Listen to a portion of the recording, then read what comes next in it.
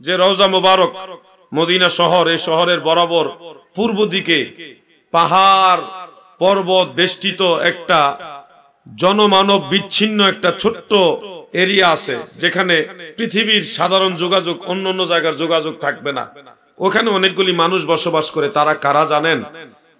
তারা ওই যে ইয়াজিদের আমলে অত্যাচার হয়েছিল মসজিদে নববীতে, 3 দিন আজান এবং একামত বন্ধ ছিল। রসুলের প্রায় 10,000 সাহাবীকে ইয়াজিদের বাহিনীরা যেখানে পাইছে ওখানে শহীদ করছে, কতল করে ফেলছে। প্রায় 3000 মহিলা সাহাবীদের মেয়ে সন্তান, সাহাবীদের পরিবারের মহিলা সদস্য, 3000 মহিলাদের ইজ্জত নষ্ট করছে ইয়াজিদের বাহিনীরা। ওই সময় মসজিদে নববীর মধ্যে বহু ঘোড়া, উট, গাধা বেঁধে রাখছিলেন যেন নবীর মসজিদের মধ্যে পেশাব পায়খানা করে। ইয়াজিদের বাহিনীরা এটা করেছিল। ওই অত্যাচারের সময় নবীর বংশের কিছু লোক তারা মদিনা ছেড়ে ওখানে গিয়ে আশ্রয় নিয়েছে। ওই মানুষগুলি দুনিয়ার সমস্ত অত্যাধুনিক যোগাযোগ থেকে বিচ্ছিন্ন এখনো আছে। ওই জায়গাটা হলো মদিনার পূর্ব দিকে, আল্লাহ রসুল বলে গেছে। ওখানে ইমাম মাহদী আলাইহিস সালাম ছোট থেকে বড় হবে। সবাই আহলে বাইতে রসুল হযরতে ফাতেমা রাদিয়াল্লাহু তাআলা আনহার বংশধর হবে। ইমাম মাহদীর আসল নাম হবে মুহাম্মদ, আর বাবার নাম হবে আব্দুল্লাহ, মায়ের নাম আমেনা, বংশ হবে ফাতেমার বংশ, কুরাইশ বংশ। ওনার নাম থাকবে মুহাম্মদ। উনি জীবনে প্রথমবার কাবা ঘর তাওয়াফ করার জন্য যাবে 40 বছর বয়সের সময়। কত বছর? ইমাম মাহদী আলাইহিস সালামকে চিনার কয়েকটা আলামত বলে দেই। ওনার ডান গালে এখানে একটা তিল থাকবে, সুন্দর চমৎকার একটা তিল থাকবে এই জায়গায়।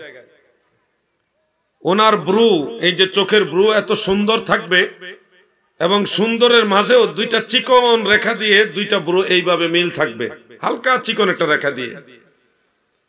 উনি যখন কথা বলবেন, উনি কথা বলতে গিয়ে তুতলাবেন, মাঝে মধ্যে তুতলাম এসে যাবে, মুখে কথা বেজে যাবে। ওই কথা বেজে যায় কেন? এই রাগে উনি এই উরুর মধ্যে আঘাত করবে। কেন ওনার কথা বেজে যায়, তুতলামও আসে, এটা একটা আলামত। ওনার যখন কোন মজলিসে মানুষের মাঝে দাঁড়াবে, সবার চাইতে ওনাকেই বেশি লম্বা দেখা যাবে, ওনার চাইতে লম্বা মানুষ আর পাওয়া যাবে না। উনি যখন হাঁটবেন, উনি সবচেয়ে দ্রুতগামী হাঁটনেওয়ালা হবে, ওনার সাথে হেঁটে কেউ পারবে না। ওনার এই কাঁধ স্বাভাবিকভাবে একটু উঁচা থাকবে, স্কন্ধ খুব তীক্ষ্ণ এইভাবে উঁচা থাকবে। 2 হাত স্বাভাবিক আমরা যেভাবে লম্বা থাকে এর চাইতে আরো একটু বেশি লম্বা হবে ওনার 2 হাত। উনি দাঁড়ালে ওনার নাক এত তীক্ষ্ণ, এই জায়গাটা একটা তীক্ষ্ণ মানে সুক্কা, খুব তীক্ষ্ণ নাক থাকবে ওনার। দাদু ইমাম মাহদী আলাইহিস সালাম, তিনি জীবনের প্রথম কাবা ঘরে তাওয়াফ করার জন্য যাবেন। কাবা ঘরে সবসময় আল্লাহর ওলিরা থাকে। তিনারা ইমাম মাহদী আলাইহিস সালাম তাওয়াফ করবে, ওনার হাঁটার ভঙ্গিমা, বাচন ভঙ্গি, শরীরের অবয়ব, ওনার চুল থাকবে কানের লতি মুবারক পর্যন্ত, এখান পর্যন্ত লম্বা চুল থাকবে, খুব সুন্দর সিল্কি দাড়ি থাকবে। ওনার চুল না একেবারে সোজা থাকবে, না কুকরানো থাকবে, মিডিয়াম, খুব সুন্দর চুল থাকবে। ওনার দাড়ি থাকবে চাপ দাড়ি। উনি যখন হাঁটবে ওনার শরীর থেকে সুগন্ধি ছড়াবে। এই সবগুলি আলামত দেখে আল্লাহর ওলিরা বলবে, আপনি কি মাহদী? উনি বলবে, আনা মুহাম্মদ ইবনে আব্দুল্লাহ, আমি আব্দুল্লাহর ছেলে মুহাম্মদ। উনি স্বীকার করবে না। আল্লাহর ওলিরা বারবার চাপ দিয়ে বলবে, আপনি কি মাহদী? উনি বলবে, আমি মুহাম্মদ ইবনে আব্দুল্লাহ, আমি আব্দুল্লাহর ছেলে মুহাম্মদ। স্বীকার করবেই না। কিন্তু আল্লাহর ওলিরা ওনার পর্যবেক্ষণে থাকবেন, কিছুদিন উনি মক্কায় থাকবেন। মক্কায় থাকার পরে উনি দেখবেন মক্কার মানুষ বড় পাপাচারে লিপ্ত, এত পাপে, অবিচারে, বেবিচারে, গুনার কাজের সাথে জড়িত। এই পাপ দেখে ইমাম মাহদী আলাইহিস সালাম মক্কা থেকে মদিনার দিকে রওনা দিবেন। মক্কায় থাকতে চাইবেন না, মদিনার দিকে রওনা দিবেন। তিনি হাঁটতে হাঁটতে মক্কা এবং মদিনার প্রায় মাঝামাঝি একটা জায়গায় যখন যাবেন, ওখানে যাওয়ার পর একটা কাফেলার সাথে ওনার দেখা হবে। ওই কাফেলার সবাই আল্লাহর ওলি থাকবে, সুবহানাল্লাহ। সব আল্লাহর ওলিরা ওনাকে দেখে দাঁড়া করাবেন, এবং ওনাকে বারবার পর্যবেক্ষণ করে বলবে, আপনি কি মাহদি? উনি বলবে, আমি মাহদি কি জানি না, আমি আব্দুল্লাহর ছেলে মুহাম্মদ, আমার এই পরিচয়, আমি মুহাম্মদ ইবনু আব্দুল্লাহ। তিনি পরিচয় দিবে না, তখন ওই কাফেলার আল্লাহর ওলিরা জোর করে ওনাকে আবার কাবা করে নিয়ে আসবে, জোর করে নিয়ে আসবে, যাইতে দিবে না ওদিকে। কাবা করে আইনা, কাবা ঘরে যে আল্লাহর ওলিরা ওনাদেরকে ডেকে আনবে, এক ওলি আরেক ওলিরে চিনে, মনে রাখবেন এই কথাটা। বহু আগে আমাদের দরবার থেকে আমার খাজা বাবা আমাদের হুজুর কেবলার 2 আওলাদকে পাঠাইছিলেন সিলেটে। পাঠানোর সময় একজন লোক মারফতে ফুলতলি সাহেব কেবলা রহমাতুল্লাহ আলাইকে বলেছিলেন যে ওনাকে যে আমার সালাম জানাইও। তখন সাহেব কেবলা রহমাতুল্লাহ আলাই বলেছিলেন, বাবা বহুত বড় আল্লাহর ওলিরা আওলাদ আসতেছে, তোমরা তাদের সাথে ভালো ব্যবহার করো।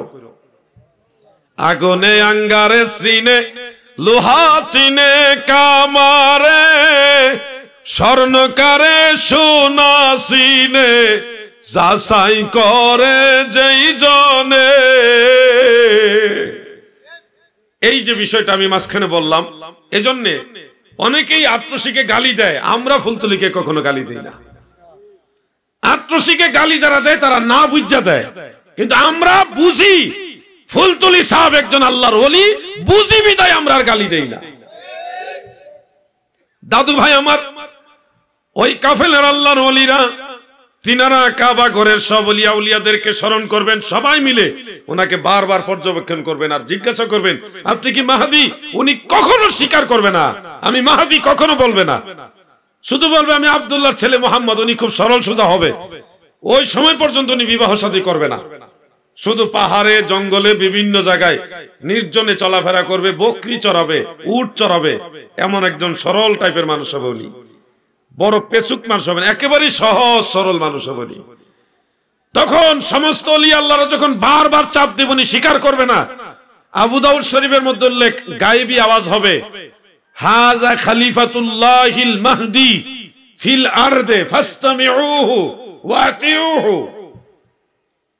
জমিনের মধ্যে সে আল্লাহর খলিফা, সে মাহদি, তোমরা তার কথা শুনো, তার আনুগত্য করো। আরেক riwayat আছে, তোমরা তার কাছে বায়াত গ্রহণ করো। এই আওয়াজ যখন গায়েবী আওয়াজ হবে, তখন উনি বলবে, আনা মাহদি,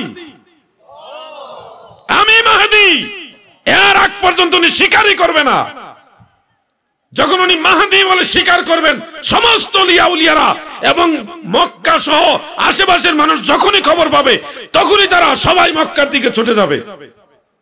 উপস্থিত যারা থাকবে সবাই কাবা ঘর এবং মাকামে ইব্রাহিম যে জায়গাটা, এই 2 জায়গার মাঝখানে ইমাম মাহদি দাঁড়াবেন, ওখানেই ওনার হাতে হাত রেখে সমস্ত মুসলমানরা বায়াত হবে।